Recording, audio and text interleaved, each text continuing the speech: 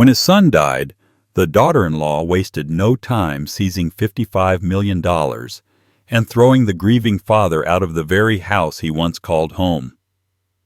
One moment he was mourning the loss of his only child, and the next he was stripped of dignity, family, and everything he had worked for. The betrayal cut deeper than the funeral silence, leaving him with nothing but the clothes on his back and the memory of a life stolen in a single blow. What happened after this brutal expulsion will leave you speechless. Subscribe now, and tell us in the comments where you're watching from. The funeral was barely over when the silence in his chest turned heavier than stone. His son's voice still echoed in the empty hallways of his mind, but the house itself no longer belonged to him. Friends had come and gone, neighbors had dropped off casseroles and condolences, yet when the last car left the driveway, he was alone with nothing but grief pressing down like a slab of concrete. He wanted time, just a sliver of quiet, to mourn, to remember the boy he had raised into a man, the one who used to run across the backyard with scraped knees and a crooked smile. But time was not granted to him.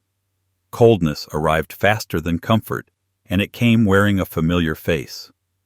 His daughter-in-law stood in the living room, where family photographs once lined the mantel.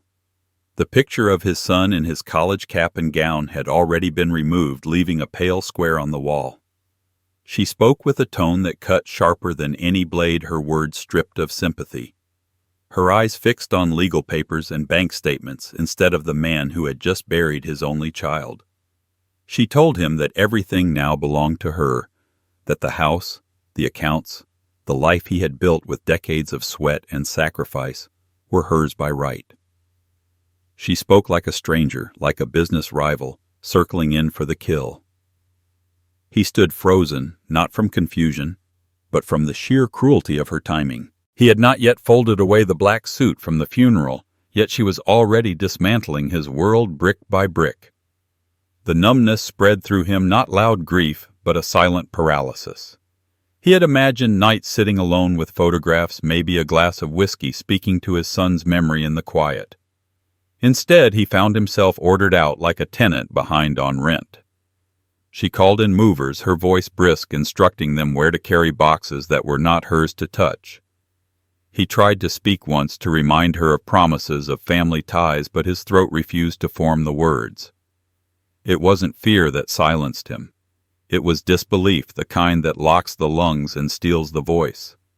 He watched strangers lift his late wife's rocking chair, the one she had used to soothe their boy on restless nights, and felt something in him collapse further. Every object carried out of the door was another strike of the hammer on the coffin of his old life. The coldness of her family made it worse. They walked through the house with smug politeness, offering him the kind of nods reserved for hired help. Her father inspected the wine cellar as if taking inventory. Her mother smoothed her hand along the banister he had carved years ago, whispering about renovations. Their presence turned his sanctuary into a stage set for strangers, and he could do nothing but stand in the center of it, invisible in his own home. He tried to recall the sound of his son's laughter to drown out their voices, but it slipped away, replaced by the echo of boxes slamming shut. At night he lay in a motel room, the kind with thin sheets and buzzing neon outside the window. He stared at the ceiling, listening to the hum of an old air conditioner, his chest aching not only with loss, but with humiliation. Grief should have been a time of quiet remembrance, but grief was stolen from him, hijacked by greed and betrayal. He pressed his palms over his eyes until colors flared in the darkness. But there was no escape from the memory of that house, the look on her face, the final slam of the door behind him. He had lost a son to death, but losing the life he had built to betrayal cut deeper. In the mornings he walked the streets with no destination, his jacket collar pulled high against the wind. People passed by without a glance, unaware they brushed shoulders with a man hollowed out by both tragedy and treachery. He stopped at diners for black coffee that tasted of burnt grounds, sipping slowly, pretending he was just another traveler passing through. But he was no traveler. He was exiled, banished from his own history. The grief did not let him weep. It sat heavier like lead in his chest, making each breath an effort, each step a calculation. And beneath that weight, a new feeling began to stir, faint but steady, like the first crack of ice before the thaw. He thought of his son, of the boy who once built forts in the backyard, and the man who once called him for advice late at night. He thought of the loyalty he had given, the sacrifices uncounted, and how all of it was erased by a woman's cold claim. He imagined his son's voice, if he could hear what had been done, if he knew his father had been pushed aside like debris.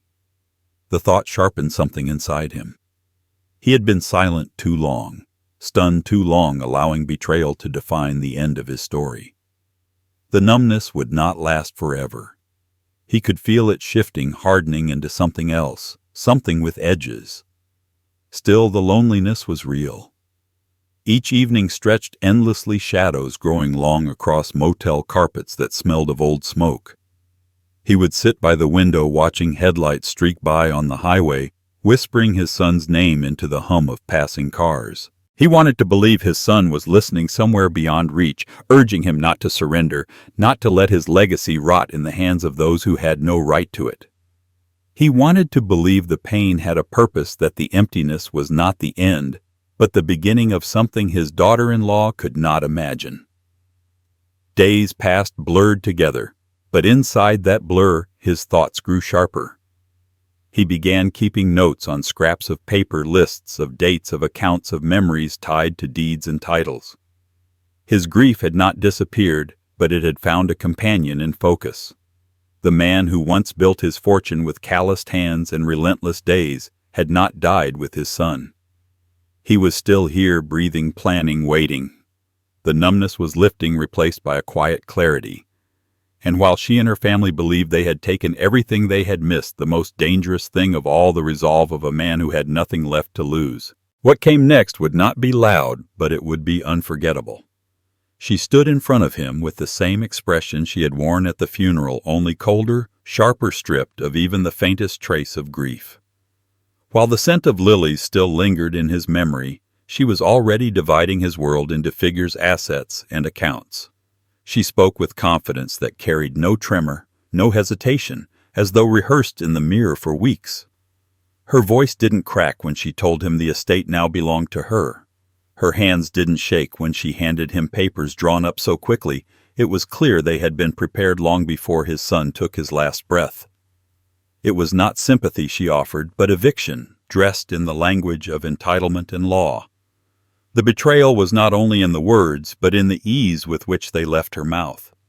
She did not stumble, did not avert her gaze, did not give the courtesy of sorrow. She was calm, like someone finalizing a business deal. That calmness sickened him more than anger could have. It was the calm of someone who had already buried her conscience alongside the man whose wedding vows she had twisted into chains of ownership. The father remembered every dollar, every acre, every sleepless night spent building the fortune she now claimed as hers. His son had been his partner in spirit, even when disagreements came.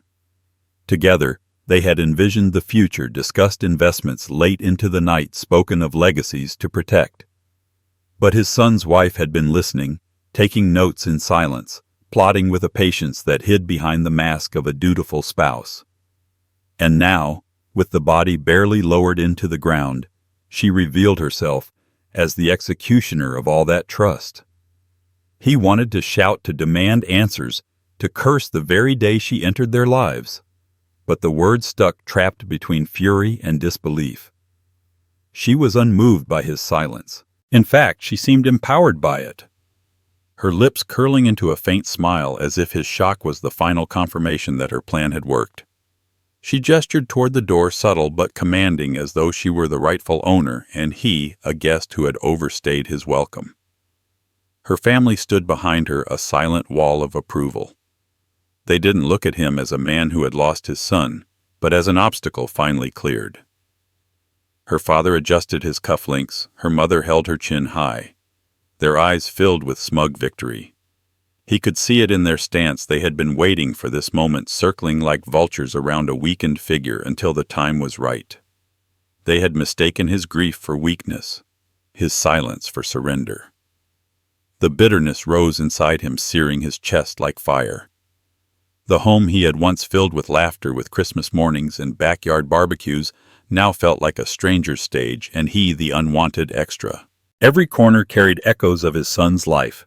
Baseball gloves tossed carelessly on the porch, a dent in the wall from a childhood scuffle, the smell of fresh paint from a room once meant for grandchildren. All of it was now claimed by someone who had contributed nothing but betrayal.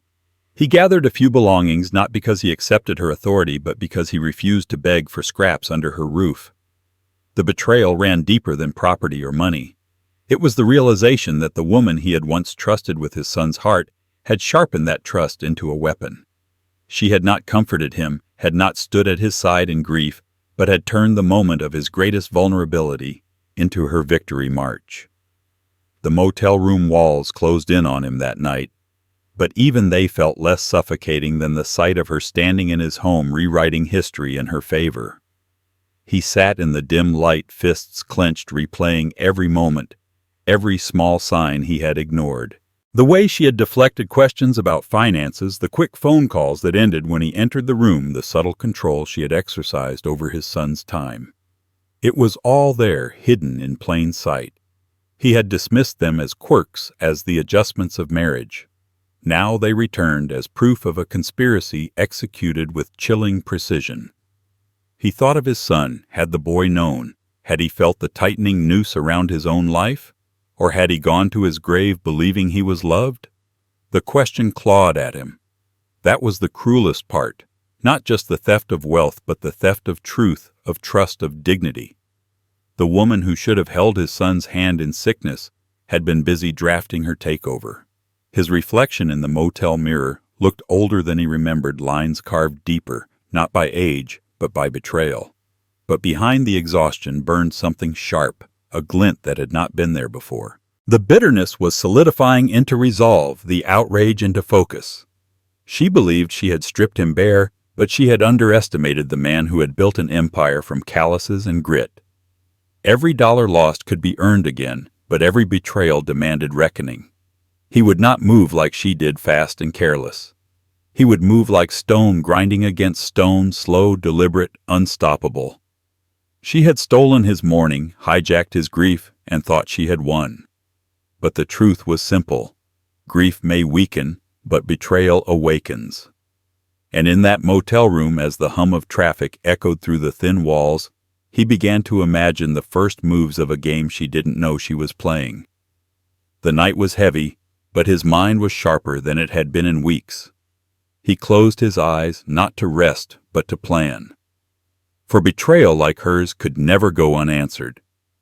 What he would do next would not just reclaim what was his, it would rewrite everything she thought she had secured. And when it came, it would be a blow no one in her family would ever forget. The door closed behind him with the finality of a judge's gavel. He stood on the front steps of the house he had built with his own 2 hands, the same house where his son had once taken his first steps, where birthdays had been celebrated, where winters had been warmed by the crackle of a fire he had chopped himself.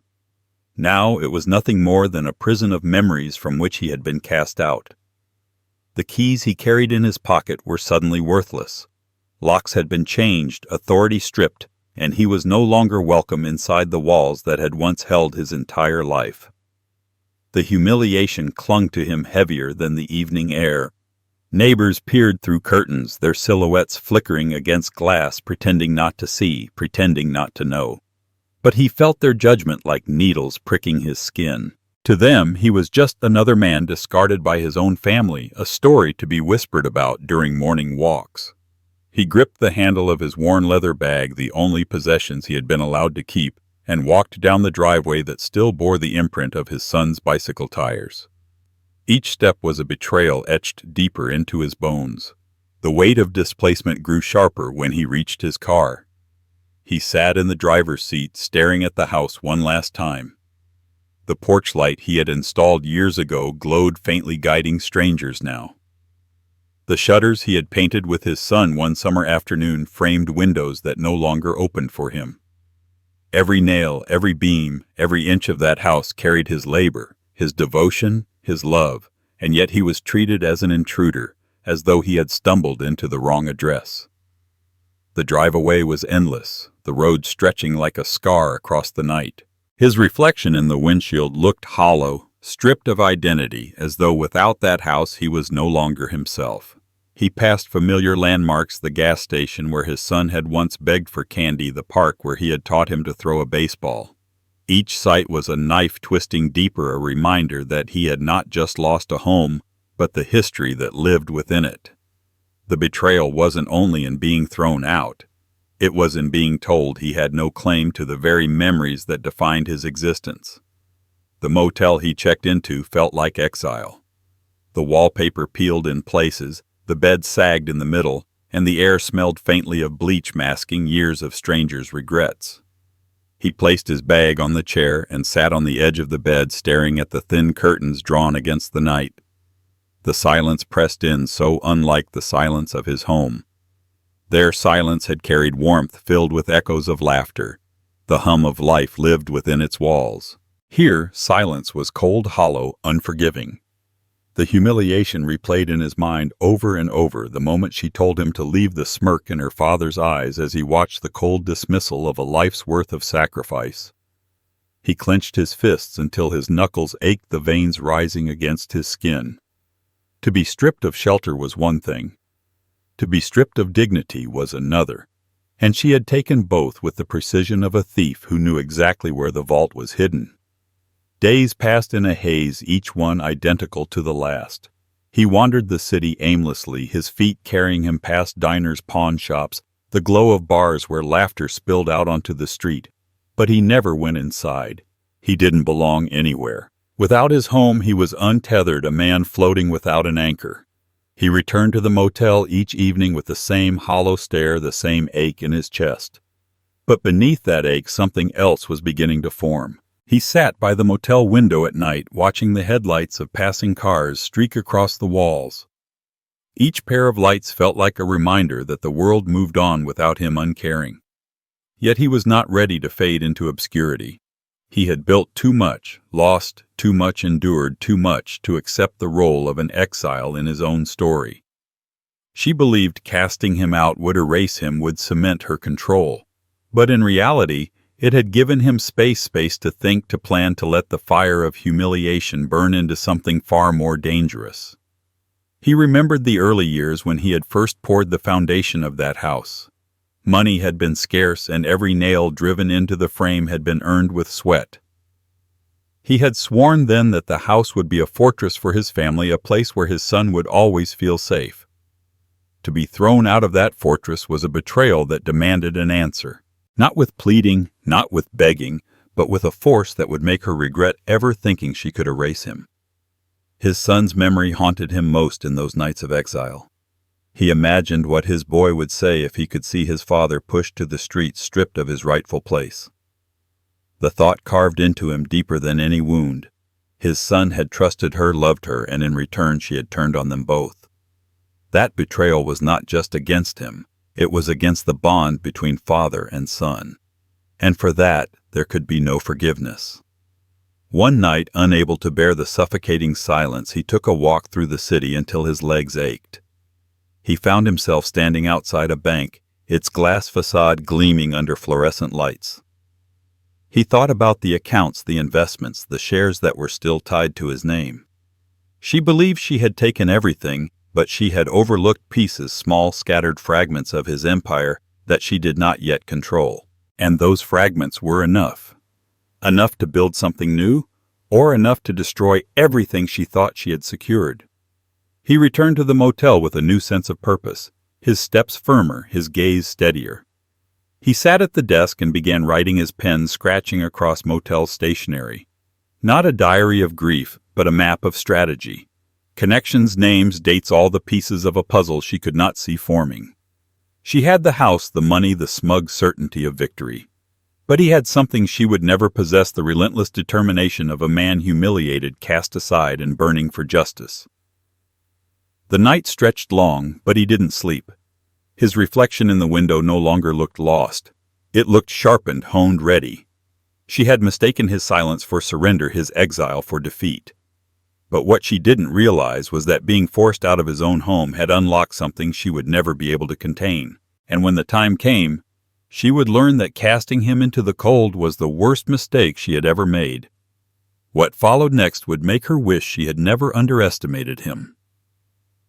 $55 million. The number rattled through his skull like a hammer blow too sharp, too absurd to belong to the same world where his son had just been lowered into the ground. One moment he was a grieving father, clutching a folded flag of memory and photographs still smelling faintly of church candles, and the next he was nothing more than a spectator to his own ruin. The fortune he had built brick by brick, deal by deal, late nights spent bending over ledgers while his hands ached from labor, was gone in the blink of an eye. Not stolen by strangers in masks, but by someone who had once kissed his son at the altar and sworn loyalty to their family. The woman who had called him father. The woman who now stripped him bare without flinching.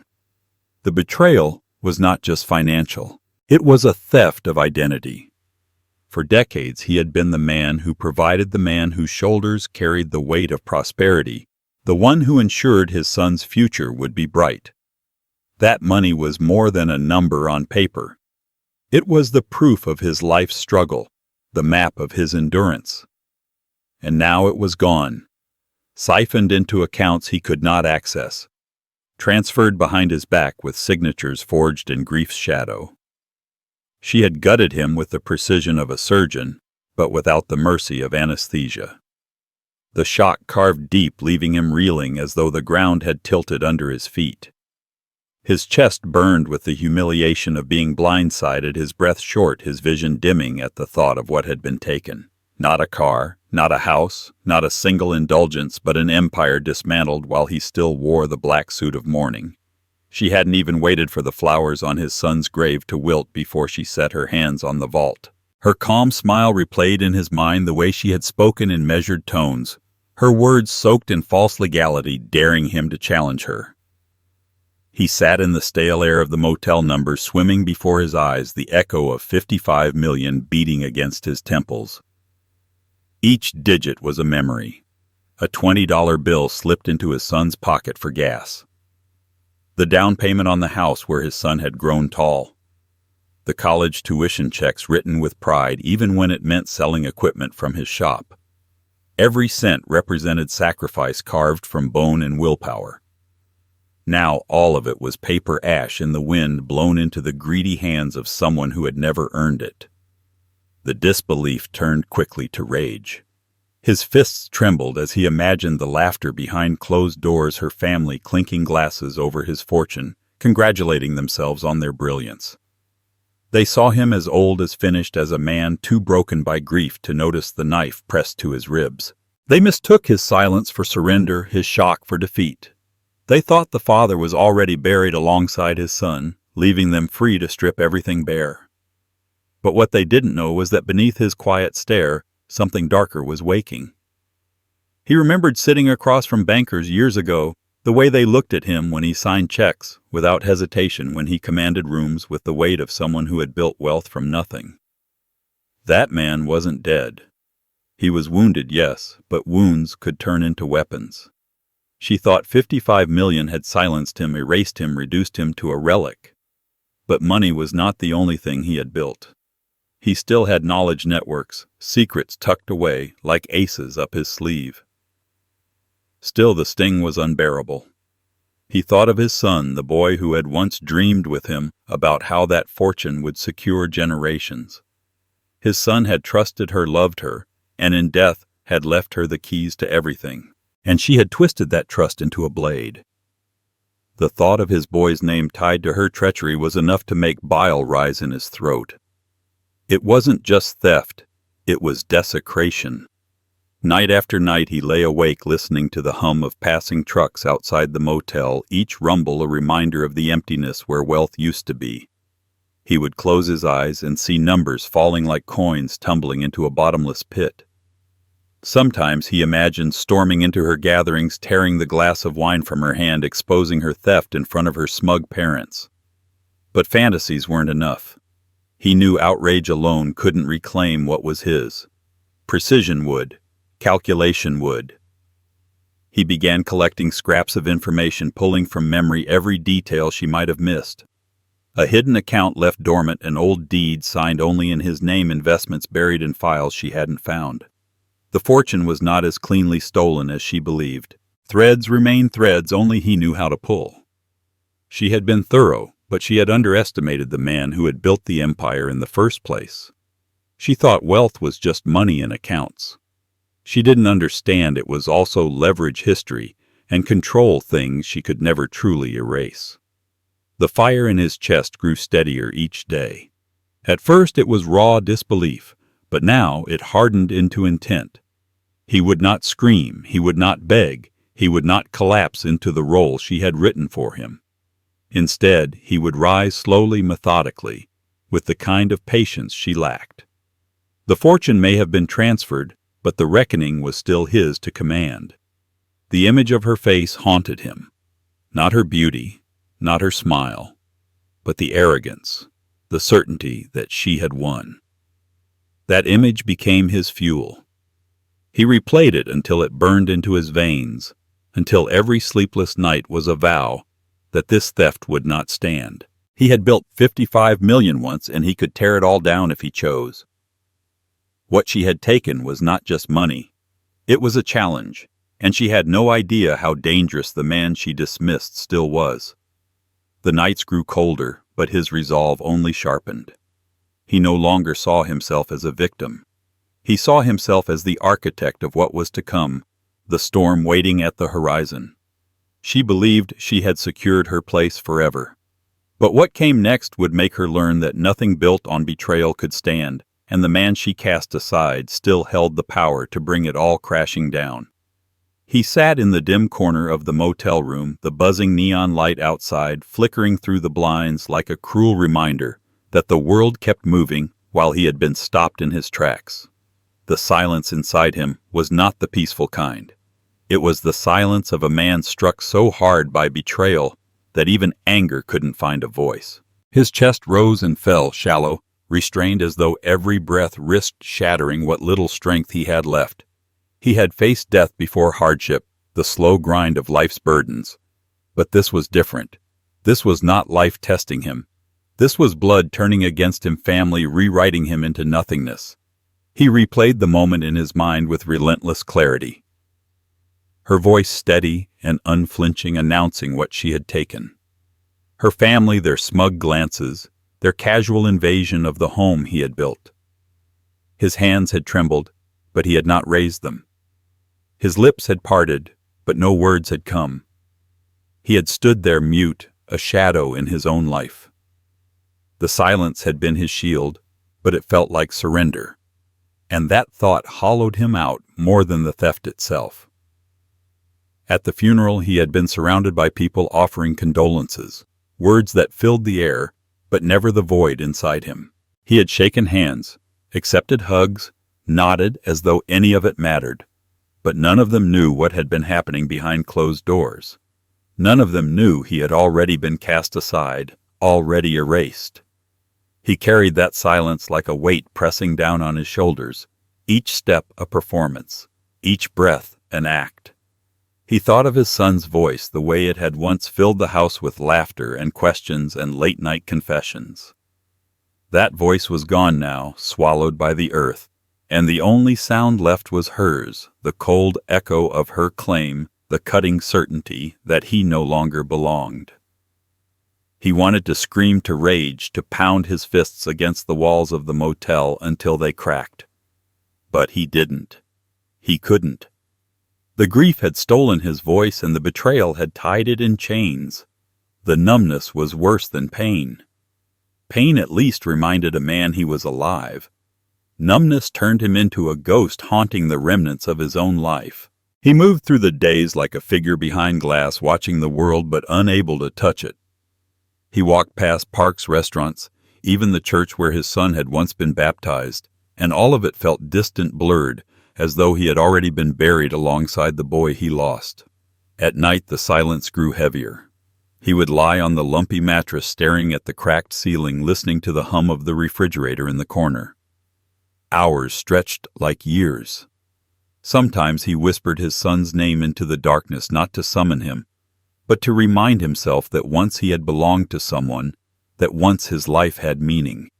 But no answer ever came. Only the echo of his own voice trembling, vanishing into the air. His hands betrayed him. Once strong, they shook, now trembling, not from age, but from the weight of what they could not hold. He had built homes with these hands, held his son as a baby, signed contracts worth millions. Now they lay still on his lap, fingers twitching, as though trying to remember what it felt like to create, to protect, to matter. That helplessness cut deeper than any blade. He sat in diners with coffee that turned cold before he touched it, staring at the steam until it vanished just like the warmth in his life. He watched couples laugh in booths, families argue over menus, teenagers tap their phones without looking up. All of them alive, all of them belonging somewhere. He envied even their noise. He had none. Silence was all he carried, silence, and the unbearable knowledge that he had been written out of his own story. But silence can change.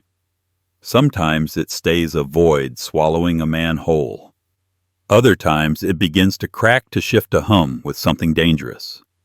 He began to notice the change one night when he sat by the window of his motel room, staring at the dark parking lot. His reflection in his glass was hollow at first, but then he saw at the faintest spark in his eyes, something alive under the ash. He realized the silence was not just helplessness. It was waiting. The numbness would not last forever.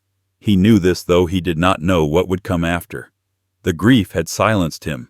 The betrayal had stunned him. But silence was not death. It was preparation. He could feel it, the shift of something beneath his skin, the quiet stirring of intent. His daughter-in-law thought she had ended him, thought the silence meant defeat, but the silence was only the pause before the strike. He closed his eyes and breathed slowly, deliberately, letting the silence stretch, letting it strengthen him. Each moment of helplessness became fuel, each second of humiliation became weight in the fist he had not yet raised. When he opened his eyes again, the motel room was the same, but he was not. The silence still surrounded him, but now it hummed sharp and steady like the tightening of a bowstring. And in that hum he understood the truth. His voice had not been stolen.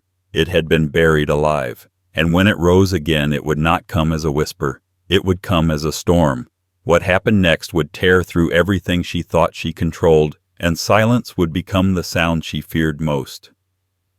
He sat in the cracked vinyl chair of the motel room, the air heavy with the faint odor of bleach and stale smoke, and the past came rushing back with brutal clarity. His eyes wandered over the cheap curtains and peeling wallpaper, but what he saw wasn't the present. He saw the long years of labor, the endless sacrifices that had built everything now stolen.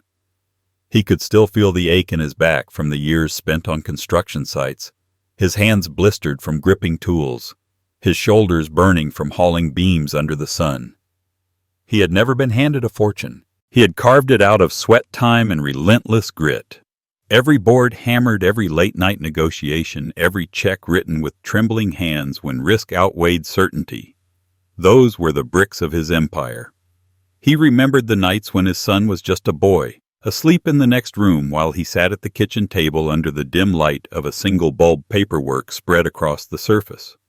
Bills, contracts, bank ledgers. He had studied them, all his pen scratching like a blade carving a future.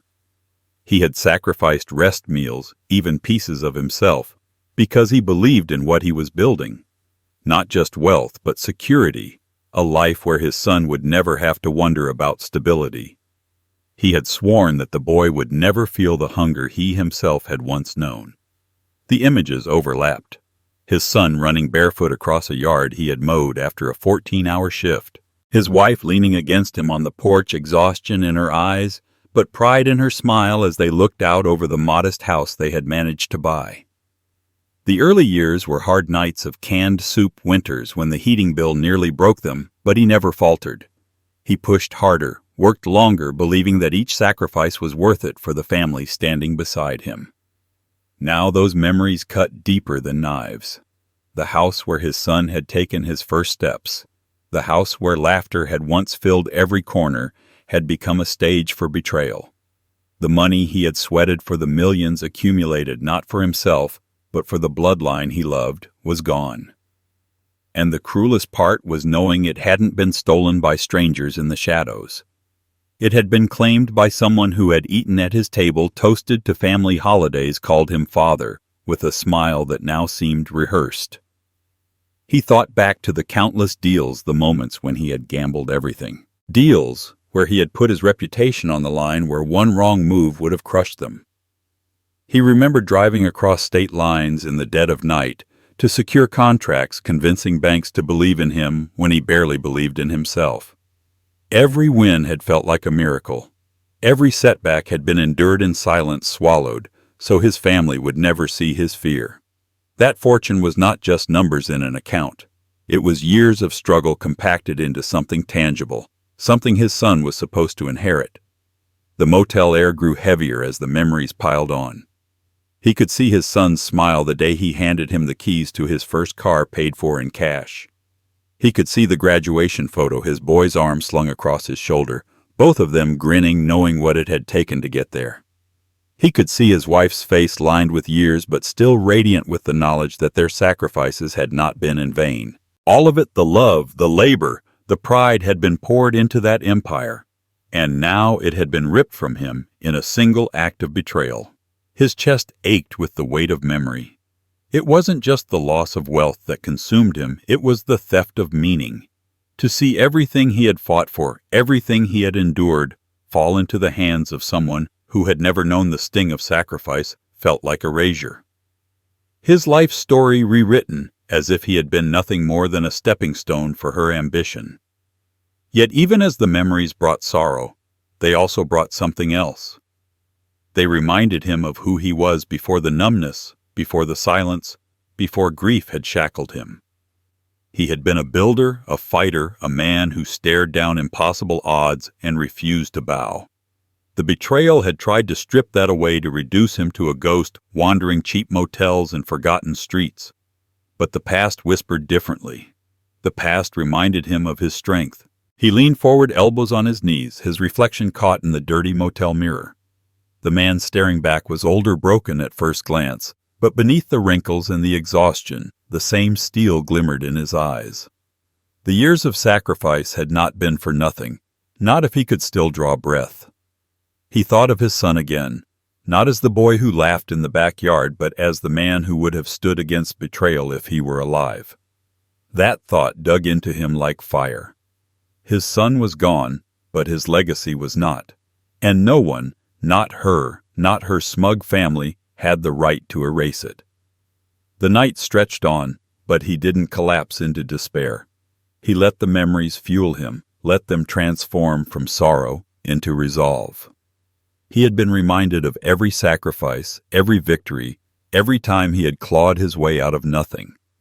Betrayal had taken much, but it had also awakened something long dormant. She thought she had buried him alongside his fortune, but what she had done was resurrect the man who had built it in the first place. And as dawn broke outside the window, light cutting across the cracked motel walls, he whispered to himself with the steady certainty of a man who had already decided. The past was not his prison. It was his weapon. What came next would not be built in silence. It would be forged in the fire of every memory, every sacrifice, every ounce of blood that had gone into creating a legacy she believed was hers. She had no idea what was coming, but she would learn that nothing stolen from him would ever remain in her hands. He moved through the world like a shadow, a man stripped of substance, a ghost that no one acknowledged. Once he had been the center, the foundation, the pillar on which everything rested. His word had meant something. His presence had anchored the family. Decisions were made with his counsel. Futures were secured by his sacrifice. Now he was treated as though he had never existed, as though the decades of blood and labor had been an illusion. The sting of that erasure cut deeper than loss, deeper than betrayal. It wasn't just that his house was gone, or the money, or even the warmth of family gatherings. It was that his very place in the world had been rewritten. He was no longer the builder. He was the burden. He felt it most in the small moments. The way her family looked past him when they spoke, eyes sliding over him like glass, as though he were furniture to be avoided rather than a man to be addressed. The way she smirked when she signed her name on documents that once bore his.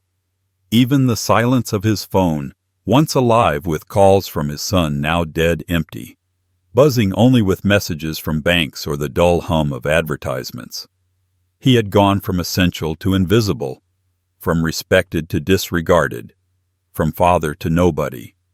The humiliation pressed on him with suffocating weight. He remembered the countless nights when his son had leaned on him for advice, the times he had pulled him from mistakes, steadied him when the world seemed too heavy. He had been the one constant, the one unshakable presence.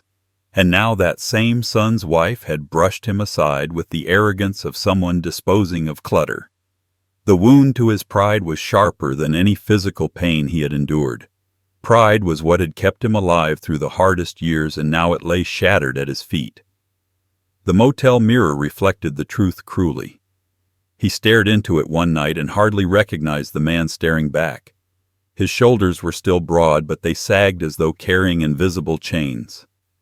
His eyes, once bright with fire, now seemed dulled, hollowed out by betrayal. He ran a hand over his jaw and felt the rough stubble, the careless neglect of someone who no longer cared to present himself to the world. The reflection mocked him. A man who had once commanded respect now looked like another forgotten soul, waiting for time to finish the job. But inside, beneath the ache, there was still a flicker. The feeling of being erased ignited something even stronger than grief. Anger was loud. Grief was heavy, but erasure that was intolerable. To be told in action, if not in words, that his existence no longer mattered, was a declaration he could not accept. It fueled him in the silence of the motel, pushed him to sit upright when his body wanted to collapse, forced his hands to grip the pen tighter as he scribbled notes on scraps of paper, building plans no one else could see. The nights were the worst. The emptiness of being disregarded consumed him. He could walk into a room and no one would notice. He could vanish tomorrow and she would not care. That truth stabbed at the very core of who he was. But rather than weaken him, it hardened him. He realized that invisibility had its uses. If she did not see him, if she dismissed him as irrelevant, then she would never see him coming. Being erased gave him cover. Being forgotten gave him freedom. He thought of the times his son had spoken proudly of him, introducing him to colleagues, to friends, always with that spark in his eyes. "This is my father." Those words had once been a badge of honor. Now they were gone, stripped away, replaced by her cold dismissal. She would never say his name with respect, but he would make sure she never forgot it again. Walking the streets, he saw reminders everywhere of men like him, men who had built and then been discarded. Old workers sitting on benches invisible to the crowd, veterans walking with canes ignored by those they had served. He realized his story was not unique. But unlike them, he refused to let the world bury him while he still breathed. He would not accept the role of a ghost. Each slight, each dismissal, each look of disdain became fuel. She thought he was erased. She thought she had won. But he remembered something she never could. The foundation of everything was his. She could hold the keys, the papers, the fortune. But she could not erase the truth of who had built it all. That truth pulsed inside him like a drumbeat, steady, unyielding. In the quiet of the motel, he whispered to himself, "Steady, controlled a vow." They thought he had no place, no value, no voice. They thought he was finished. But being erased was not the end. It was the beginning. And when he returned, he would not return as the man they thought they had defeated. He would return as something they could not ignore, something they would regret underestimating. What came next would carve his name back into the world with a force none of them would ever be able to erase again. The nights stretched longer than they ever had before. He lay in a bed that wasn't his, in a room that smelled of other men's defeats, staring at a ceiling that gave him nothing back. Silence pressed in from all sides, heavy, suffocating, broken only by the faint hum of a vending machine down the hallway or the muffled sound of footsteps from strangers he would never know. He had lost his son, the anchor of his life, the one person who made every sacrifice worthwhile. That grief alone was enough to hollow out a man's chest. But grief had not come alone. It had dragged betrayal in its wake, stripping him of family, of home, of identity, until he was left with nothing but air in his lungs and blood in his veins. He walked the streets during the day, a figure untethered, moving without destination. Crowds moved around him as if he were invisible. Families laughed in restaurants. Children tugged at their parents' hands. Couples argued playfully at crosswalks. All of them alive, tethered, connected. He was none of those things anymore. He had once been a father, a husband, a builder, a man with a name that carried weight. Now he was just another stranger in the crowd, a man without a place to return to. The loneliness gnawed at him like hunger, a constant reminder that he had been cut loose from everything he had built. Sometimes he wandered past the house he no longer owned. He didn't go close, didn't risk being seen. He stood across the street, hidden in shadows, staring at the windows glowing warmly with lights he had once paid for, with furniture he had once chosen, with laughter that no longer belonged to him. Her family moved freely inside, comfortable, smug, as if they had lived there all their lives. It was the cruelest kind of exile to see strangers live in the heart of his memories while he was banished to the cold. He would stand there until the ache became unbearable, then turn away, his footsteps heavy on the pavement, each one dragging him further into emptiness. The loneliness followed him everywhere. In the diner where he sat with coffee cooling untouched. In the park where he watched fathers push their children on swings, each squeal of joy piercing him like a blade. In the churchyard where he stood alone at his son's grave, the fresh soil still dark and unsettled. He whispered words no one else would ever hear, words of love, of apology, of promises he could no longer keep. The stone did not answer. The wind did not comfort. He was alone in every sense of the word, alone in grief, alone in betrayal, alone in the hollow space where a family should have been. The nights were worse than the days. Darkness magnified the void, stretched it wider, until it felt as though he were floating in an endless abyss. He would wake suddenly, heart racing, expecting to hear his son's voice, only to be met with silence so sharp it hurt. He would turn in the bed, reaching instinctively for something, anything, a photo frame, a familiar sound, the weight of belonging, but there was nothing. Just empty sheets, empty air, empty life. He had once filled a house with his presence. Now he occupied nothing more than a rented room that could forget him the moment he left. The loss of his son was a wound that would never heal. The loss of family was a betrayal that would never fade. And the loss of his home was the final cruelty, stripping him of the last place where his memories could have lived in peace. All three combined left him broken, hollowed out, barely recognizable even to himself.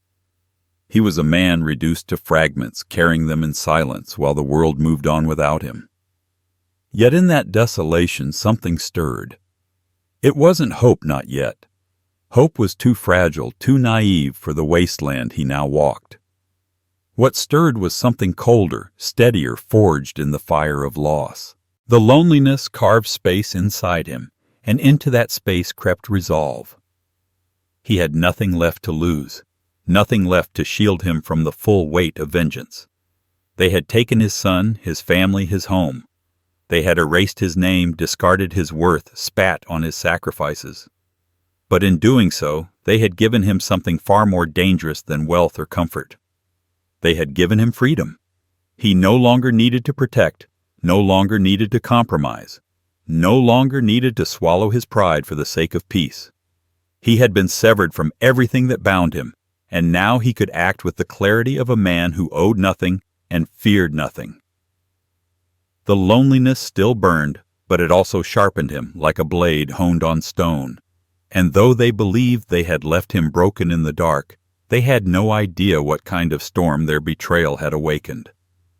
What came next would rise from the ashes of his loss, and it would strike with a force they would never forget. He sat in the half-light of the motel room, the blinds cutting the morning sun into jagged stripes across his face.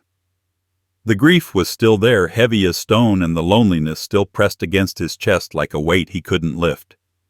But beneath it, something else had begun to stir. It started as a faint pulse, almost too quiet to notice, then grew stronger each day. The betrayal had shattered him, left him stripped of everything he had built, everything he had loved. Yet no theft, no exile, no humiliation could erase the truth that beat quietly inside him. This injustice would not stand forever. There would be a reckoning, and he would be the one to bring it. He could feel it when he looked into the cracked motel mirror, his eyes darker, sharper than they had been in weeks. He had been silenced, erased, discarded, but he had not been destroyed. They thought grief would bury him, that betrayal would finish the job, but they had misunderstood what kind of man they were dealing with. He was the man who had built an empire from dust, the man who had endured storms and outlasted rivals, the man who had poured his entire life into creating a legacy. And now they had given him nothing left to lose. Every humiliation replayed in his mind, like scenes from a film sharpened into weapons. Her cold dismissal, her father's smug nod, her mother's thin smile, the movers carrying away furniture built by his own hands, the keys to his house once heavy in his pocket now useless. $55 million siphoned away as if his years of labor meant nothing. They believed all of it was theirs, now sealed and secured. But he knew better. Wealth stolen under false pretenses was never safe. Power built on betrayal always cracked. And when it cracked, he would be there to tear the rest of it down. He began walking differently through the city streets. His steps no longer shuffled with the aimlessness of a broken man. They landed with quiet intent, steady, deliberate. To the strangers who passed him, he was just another aging figure lost in the crowd. But inside he was charting paths, testing possibilities, remembering faces and names that she had forgotten existed. He still had connections, men who owed him favors, records buried deep in offices she had never thought to search. The empire wasn't gone, it was scattered, waiting for him to gather it piece by piece. At night he spread motel stationery across the desk, filling page after page with notes and diagrams. He wasn't writing to mourn anymore. He was writing blueprints, sketches of something that would rise from the ashes of his loss. The pen moved with purpose, carving lines of vengeance into paper, each stroke another step toward justice. He didn't need to shout. He didn't need to rush. He had patience, and patience had always been his greatest weapon. The thought of her sleeping soundly in his house, drinking wine from his cellar, laughing with her parents in rooms he had built with his son, made his jaw tighten. But instead of breaking him, it fueled him. Every laugh, every glass raised at his expense was another debt they would one day have to pay. And when the time came, the interest on that debt would be unbearable. He remembered a winter long ago when his company had been on the verge of collapse. Banks had refused loans, partners had backed away, workers had threatened to quit. Everyone said it was over. But he had stood his ground, cut through the storm with sheer willpower, and rebuilt stronger than before. That man wasn't gone. He was still here, waiting, sharpening. They thought betrayal had turned him into a ghost. What they didn't realize was that betrayal had only returned him to his truest self, a fighter who didn't stop until the ground shook beneath his enemy's feet. The silence that once suffocated him now became his ally. She didn't see him coming because she didn't think he could. She believed the humiliation had broken his spirit. She believed grief had swallowed him whole. But silence is not surrender. It is preparation. And he was preparing with every breath, every memory, every heartbeat that carried the weight of his son's name. One evening, as the sun bled red across the horizon, he stood outside the motel and felt the wind cut across his face. For the first time in weeks, his chest didn't feel hollow. It felt alive, burning steady. He could almost hear his son's voice in that wind telling him not to bow, not to vanish, not to let betrayal win. The pain was still there, but it had changed shape. It was no longer a stone crushing him. It was fire smoldering, growing hotter each day, waiting for the right moment to erupt. He returned to his room, folded the papers filled with notes, and slipped them into his bag. They were no longer just scribbles of a grieving man. They were the beginning of something larger, something unstoppable. The world thought he had been erased, forgotten, finished. But the world was wrong. What they had taken would one day return to him, and when it did, it wouldn't come quietly. It would come like thunder breaking the silence, like a storm swallowing the horizon. They had mistaken his pain for weakness. They had mistaken his silence for surrender. They had mistaken his exile for defeat. And those mistakes would cost them more than they could ever imagine. What came next would be the price they never saw coming. Stay with me until the end, because what happened next changed everything. His story was not one of quiet acceptance or permanent exile. What you've seen so far, the grief, the betrayal, the humiliation, was only the beginning. Behind the silence grew a storm that no one around him suspected, least of all the ones who believed they had taken everything. The father who once walked away in defeat was no longer the same man. He carried scars, yes, but those scars had become his armor, his proof that pain could forge something far more dangerous than comfort ever could. Every choice, every step from here would not be random. It would be deliberate, sharpened by the fire of loss and betrayal. He was no longer just mourning his son, no longer just remembering the years of sacrifice. It was now about reclaiming what was his and dismantling the false victory of those who thought they had won. The story was no longer about survival. It was about justice, cold and inevitable. And that is where you must stay with him. Because what happens next is not just a twist, it is a reckoning. Each move will unravel secrets they thought were buried. Each decision will peel back the layers of arrogance until the truth is laid bare. And when the final moment comes, the weight of everything they did will fall back on them heavier than they ever imagined. So don't look away. Don't think the silence was the ending. It was the spark before the fire. Follow him through the shadows, through the planning, through the moment the tables turn in ways they could never predict. What is coming will shake the very ground they walk on, and you won't want to miss a single second of it. Don't forget to subscribe and share where you're watching from, because this is a journey that proves even the deepest betrayal can ignite a force unstoppable. And you'll want to see exactly how it all unfolds. Life has a way of revealing the truth about people, often in the moments when we are most vulnerable. This story reminds us that wealth, status, or even family ties can be shaken in an instant. And sometimes betrayal comes from the very place we expect comfort. But beneath the pain lies a deeper message: we are stronger than the losses we endure. Even when stripped of home, money, or recognition, dignity and resilience cannot be taken unless we surrender them. For older generations who have already weathered storms of hardship, the lesson is clear. Our true legacy is not in possessions, but in the strength we leave behind, the wisdom we carry, and the resolve we refuse to abandon. Betrayal may wound, but it can also awaken a sharper purpose, reminding us that silence does not equal defeat. It can be the calm before transformation. In the end, no injustice lasts forever, and those who stand firm in patience and truth will see the scales of life balance once more. Stay with us for more powerful stories, and don't forget to subscribe and share where you're watching from.